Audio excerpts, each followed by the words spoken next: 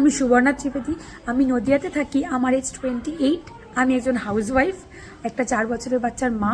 And lastly আমার যে degree আছে সেটা হচ্ছে লয়ের ডিগ্রি। তো আমি 2020-তে পাস আউট, বাট কিছু কারণে বশত আমি এগোতে পারিনি। বাট আমি 2 মাস হলো সেলফ হেল্প কমিউনিটিতে জয়েন করেছি, সমস্ত কোর্স কমপ্লিট করেছি, ট্রেনিং কমপ্লিট করেছি এবং সুপার 16 ব্যাচের সমস্ত দিন আমি অ্যাটেন্ড করেছি স্যারের ক্লাস।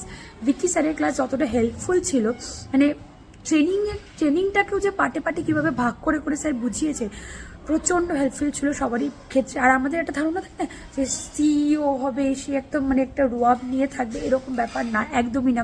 যথেষ্ট ডাউন টু আর্থ।